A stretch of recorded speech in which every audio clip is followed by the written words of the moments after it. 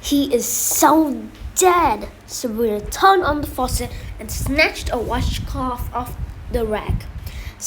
Once it was good and lathered with soap, she scrubbed her face until her skin was red and raw. She rinsed the suds off to see her progress and screamed. Puck's graffiti was still there. It's permanent marker, said Daphne as she stepped sheepishly into the bathroom. Sabrina continued to scrub in vain. Eventually, she gave up and angrily threw the useless washcloth into the sink.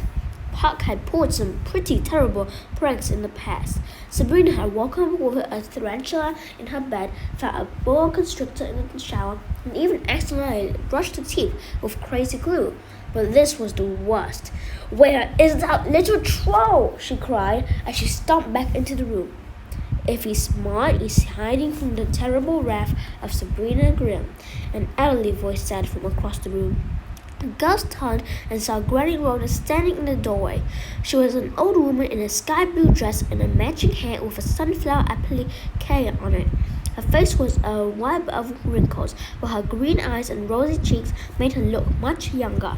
She rushed to Sabrina and wrapped her up in her arms. So Daphne joined the hug. "I saw Mom and Dad," Sabrina said, as Granny held her at arm's length to look her up and down. They were in some kind of hospital on top of a mountain. There was a little girl in a red cloak and a monster as big as a truck. Puck says it's called a Jabberwocky. "Creepy!" Daphne cried. "They look fine, Granny, like they had been sleeping the whole time. We tried to rescue them, but the little girl had this magic ring, and before I knew it, they had vanished into thin air. Then the Jabberwocky, he set everything on fire with its breath. The place looked like they had been living in it for a long time. There were red handprints all over the walls too. Granny, I think this little girl is the leader of the Scarlet Hand. There might be some clues there, but we have to go now before it burns to the ground." "Sabrina, you've been in the hospital for 3 days," Granny Rhoda said in her light German accent. "The place where you saw your parents is nothing but ash now." 3 days? Sabrina felt a sob rising in her throat. "I'm so sorry, Liebling. If you're feeling up to it, the doctor says we can take you home," the old woman continued. Sabrina nodded, fighting back tears. Just then a nurse entered the room carrying a bouquet of exotic flowers. "Oh, look, our patient is awake," she said. "In time to receive some flowers. These just arrived." She set the flowers on the table. Sabrina pulled a little card off the side of the pot and wrote the inscription, "Get well soon, love, Uncle Jake." Granny's face seemed to tighten for a moment, but then she smiled. "Must have been sent to the wrong room. Let's go, girls. We have a ride waiting for us downstairs." Snow White was beautiful, charming, sweet, funny, and intelligent. The only thing she wasn't was subtle. She couldn't stop staring at Sabrina's mustache and goatee in the rearview mirror of her car, and after catching the woman's gaze for the 100th time, Sabrina finally blurted out that Puck had done it to her. The pretty teacher laughed so hard she snorted. Then she apologized. "Boys will be boys," she said as she steered her car down the old country roads of Fairport Landing. "They can be pretty and mature when they're young, but they get a little better as they get older." "Puck is over 4,000 years old, Miss White," Sabrina grumbled. "I think the odds of him getting more mature are pretty slim." "You're probably right," the woman sighed, sharing a knowing smile with Granny Rhoda, who sat in the front seat beside her. "Billy is nearly 500, and most of the time he doesn't act a day over 7. "So, are you two boyfriend and girlfriend?" Daphne cooed. She hung on the back of the front seat to hear all the gossip. "Daphne," Miss White said as her cheeks flushed, "we're just talking." "Something you two haven't done for a few 100 years, Granny Rhoda said. "I've heard the good mayor has been sending you flowers every day." "Rhoda, you gossip! Who told you that?" Snow White cried. "Oh, a little bud told me," Granny replied. Sabrina rolled her eyes. In a town like Fairport Landing, filled with fairy tale characters and magical creatures, saying a little bird told her wasn't an expression. It had probably happened. When you two get married, can I be your flower girl? Daphne begged. I'll make you a deal, Daphne.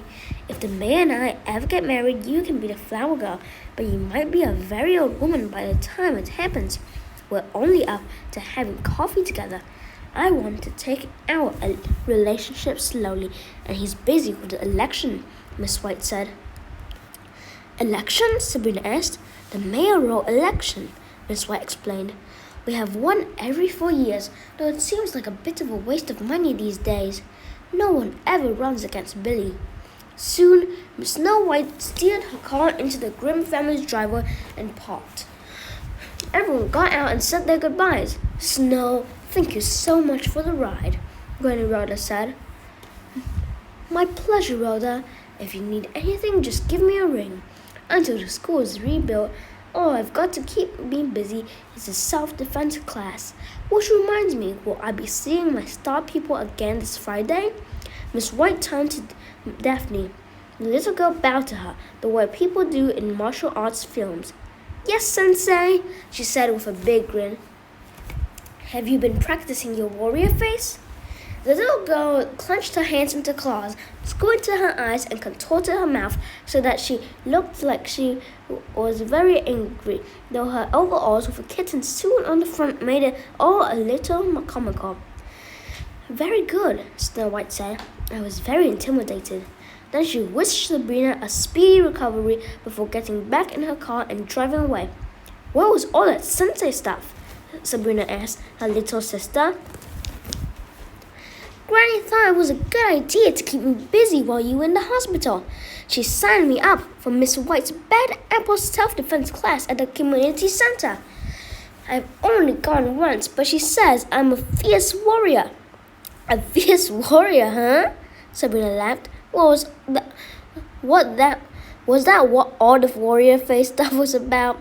Yes, it's to let an attacker know that you mean business, Daphne explained. It looked like it was to let an attacker know you were constipated, Sabrina said. What does constipated mean? Daphne asked. Sabrina leaned over, cupped her hand around her sister's ear, and whispered the definition to her. The little girl stepped back and crinkled up her nose. You're gross! Granny led the girls to the porch and dug in her handbag for her keyring.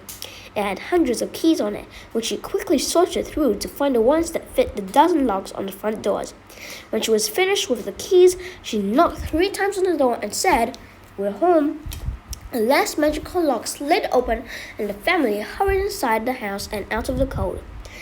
Daphne had to help Sabrina out of her coat and boots. With her broken arm in its clunky cast, Sabrina realized there were a few things she wouldn't be able to do on her own. She didn't like the feeling of helplessness. It didn't feel natural for Daphne to be taking care of her. Still, there was something she could do to help everyone, and she couldn't wait to get started. She made a beeline to the enormous bookshelves in the living room, which housed the family's collection of journals, cloth-bound records of everything Avery Grimm had experienced since Wilhelm Grimm had arrived in the town more than 200 years earlier. Sabrina was sure there must be something in them about a little girl and a pet monster, but before she could grab a single volume, her grandmother stepped in her way. No detective work today. You're going straight to bed and getting some rest. Rest? I've been asleep for 3 days, Sabrina complained. I can rest when Mom and Dad are safe at home. Sabrina shook her head. Upstairs, she said. Sabrina scowled and stomped up the steps to her room. The old woman and Daphne followed and helped her out of her clothes. The whole experience was humiliating. Sabrina couldn't even put on her own pajamas without help. Climbing into bed was equally difficult, and when her grandmother started laying heavy coats on her, she knew that getting out again was going to be a real challenge. I bet reading one of the journals might make me sleepy, Sabrina said as her grandmother added another blanket to the amount of down coats trapping her. Are you warm enough? Granny Rhoda asked as she tucked the sides of the blankets underneath Sabrina, turning her into a human burrito. Yes, you could bake a turkey under here, the girl said, struggling to free herself. Just then, Elvis peeked around the door Elvis, Sabrina called. Come here, boy. Help me escape. The family's 200-pound Great Dane let out a soft whine. Despite his imposing figure and a face that said, I can eat you in one bite, the dog had a sensitive, loving nature. He was incredibly playful and affectionate to the girls, and normally he would have leaped onto the bed and covered Sabrina in happy kisses. There was something wrong. What's with him? Sabrina asked. He's pouting, Granny Rhoda said stiffly. Pouting? Why? I'll show you, Daphne said, rushing over to the dog. She tried to pull him into the room by his collar, but Elvis wouldn't budge. Young man, get in here and say hello, Granny insisted. Elvis snorted and reluctantly stepped into the doorway. He was wearing a green vest, white booties, a saggy red Santa hat with furry white trim, and a long white beard attached under his chin. When he was in full view, he dropped his hat and whined. Don't feel bad, Pooch, Sabrina said sympathetically. I might be known as Captain Dutyface until I'm in college. I think he looks handsome, Daphne cried, wrapping her arms around the dog's neck. He's my handsome little Christmas baby. He's one miserable baby, Sabrina said, laughing. I've been working on that costume for days, Granny exclaimed. Elvis dropped his head and whined again. Okay, Granny surrendered. Take it off him. Elvis ran around in circles, happily, knocking Daphne to the floor as she tried to remove his vest and hat. He gave her a slobbery lick on the face, which she succeeded in removing his white beard. She handed it to Sabrina. You want this? It will hide the goatee. Sabrina frowned and shrank down so that the covers were just beneath her nose. The fairy boy is dead.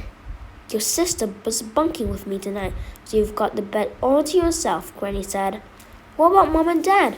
Your parents are fine. You said yourself they looked as if they had been sleeping the whole time.